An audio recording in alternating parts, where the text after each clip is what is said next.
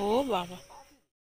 Hey guys, welcome back to my YouTube channel. আমার নতুন একটা ব্লগে জানাচ্ছি অনেক অনেক শুভেচ্ছা। প্রত্যেক দিনের মতো ওয়েদার কিন্তু আজও ভীষণ খারাপ। আমার মনে হচ্ছে আর ওয়েদার চেঞ্জ হবে না, আর বৃষ্টি বোধহয় নেমেই গেছে, আর ওয়েদার একদমই চেঞ্জ হবে না। তো সকালবেলা পুকুরের ধারে গিয়ে দেখলাম এরকম একটা শোল মাছ লেগে রয়েছে। আসলে খাওয়ার ইচ্ছে ছিল অনেক দিন ধরে, কিন্তু বাবা তো শোল মাছ জালে মানে পুকুরে জাল দিলে তো শোল মাছ পড়ে না, এগুলো চেপে ধরতে হয়। তো যারা গ্রামের মানুষ আছো তারা অবশ্যই জানো, তো শোল মাছ এমনি পড়ে না। আর যখন ভীষণ গরম ছিল, গরমের সময় বাবাকে প্রায় বলতাম যে শোল মাছ একটা ধরার চেষ্টা করো, আম দিয়ে টক খাবো। কারণ আমরা তো মেদিনীপুরের মানুষ, শোল মাছের টক খেতে ভীষণ ভালোবাসি। আর বাবা এই জন্য বালতি দিয়ে নেমে পড়েছে, শোল মাছটা মানে জালে লেগে গেছে তো শোল মাছটা ছাড়াবে। আর এক ঢিলে দুই পাখি মারা, মানে পুকুরে নামা মানে কালকে রাতে যে আমগুলো পড়েছে সেই আমগুলো তুলতে হবে। কিছু আম ভালো আর কিছু আম ওই বাদুড়ে খায়, না হলে পাখিতে খেয়ে নেয়।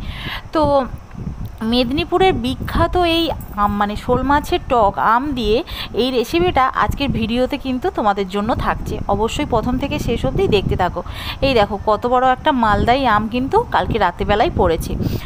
ওপর থেকে দেখছিলাম যে একটা মাছ আটকে ছিল, কিন্তু বাবা নিচে গিয়ে দেখলো যে দুটো শোল মাছ লেগেছিল। একটা মরে গেছে আর একটা জ্যান্ত আছে। তো মরে গেছে যেটা, সেটা অবশ্যই ফেলে দেওয়া হবে, জ্যান্তটা খাওয়া হবে।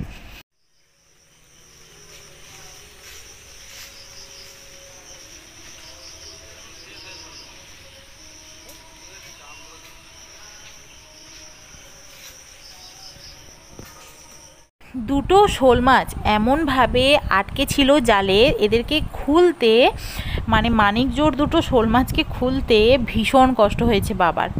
আর অপর দিকে শুরু হয়ে গেছে টিপিং টিপিং করে বৃষ্টিও হচ্ছে, আর এদিকে বাবা এইভাবে ধেপে ধেপে কষ্ট করে দুটো মাছ খুব কষ্ট করে কিন্তু ছাড়িয়ে নিয়েছে। তো সত্যি কথা বলতে যদি গরমের সময় আম দিয়ে শোল মাছের টক খেতাম বোধহয় ভালো হতো। বৃষ্টির সময় তো শোল মাছের টকটা ঠিক জমে না, গরমকালে ভীষণ ভালো খেতে লাগে। তবে যেহেতু গরমকালে পাইনি, তো সেই জন্য এই বর্ষাকালেই খেতে হচ্ছে। তো দুটো মাছের সাইজ কিন্তু খুবই ভালো ছিল, মানে বেশ বড় ছিল দুটো মাছ। এই যে দেখো জ্যান্ত মাছটা এখনও নড়াচড়া করছে, তবে জালে অনেকক্ষণ আটকে ছিল তো তাই একটু মানে এনার্জি কমে গেছে, তাই নড়াচড়া খুব কম করছে। তো এই যে মাছটা দেখতে পাচ্ছ সাইজটা কত সুন্দর ছিল, আর মোরা মাছটার সাইজও প্রায় একই রকম, দুটো মাছই একই। এটা তবে মরে গেছে, এটা ফেলে দেওয়া হবে। তো দুটো মাছের সাইজ কিন্তু একেবারে একই রকম। আর এই জ্যান্ত মাছটা দিয়েই আজকের কিন্তু টক বানাবো, আর তোমাদের সাথে সেটা শেয়ারও করব। যারা মেদিনীপুরের মানুষজন রয়েছে তারা কিন্তু এই শোল মাছের টক বলতে অজ্ঞান। আর আম গাছে কিন্তু এখন একদমই কাঁচা আম নেই, সবই তো প্রায় পেকে গেছে। তাই আমি আমশি দিয়েই আমগুলো মানে মাছগুলো টক বানাবো। আর মা এবছর তেমন একটা আমশি করেনি, খুব কম আমশি করেছে। তো 1.5 বছর মানে এর আগের বছর তার আগের বছর মা অনেক আমশি করেছিল, আর এবছর মোটামুটি 1 জার মতো আমশি করেছে। তো আমি ওই জ্যান্ত মাছটাকে কেটে নিয়ে নুন হলুদ মাখিয়ে আমি সর্ষের তেলে ভেজে নিচ্ছি।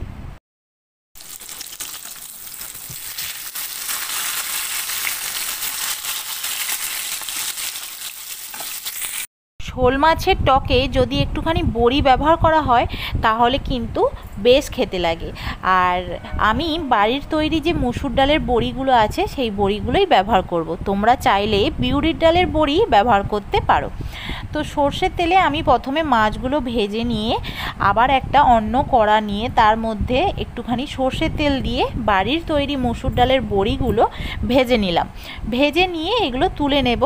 তারপরে কড়াই দিয়ে দিচ্ছি একটা কাঁচা লঙ্কা, আর ফোড়নে দিচ্ছি কালো সর্ষে, খানিকটা পরিমাণ মৌরি আর 5 ফোড়ন। তারপরে এর মধ্যে দিয়ে দেবো কিন্তু আমশি গোলা জলটা, মানে আমশি যে বাটিতে আমি জল দিয়ে গুলিয়ে রেখেছি সেই জল সমেত আমশিগুলো তুলে দেবো। পরিমাণ মতো হলুদ গুঁড়ো, পরিমাণ মতো লবণ দিয়ে তারপরে একটুখানি জাল দিয়ে এর মধ্যে আমি ভাজা মাছগুলো তুলে নেব। টক রান্না সব থেকে সহজ। তো মাছগুলোর মধ্যে একটু মানে আমশির যে টক ভাবটা ঢুকে এলে তারপরে আমি বেটে রাখা সাদা সর্ষে বেটে রেখেছিলাম সেটা দিয়ে দেব, আর সঙ্গে দেব কয়েকটা চেরা কাঁচা লঙ্কা। সর্ষে মানে কোনো টকে সর্ষে কিন্তু একদম লাস্ট পর্যায়ে এসে দিতে হয়। পরিমাণ মতো চিনি আর বড়ি দিয়ে আমি টকটা নামিয়ে দেব। তো যেটা বলছিলাম, টক রান্নায় সর্ষে যখন দেবে, সর্ষে কিন্তু একেবারে লাস্ট পর্যায়ে দিতে হয়, আর সর্ষে দিয়ে কিন্তু বেশি ফোটাতে নেই, তাহলে টকটা তেতো ভাব চলে আসবে, খেতে ভালো লাগবে না। তো শোল মাছের টকটা কিন্তু একেবারেই আমাদের রেডি।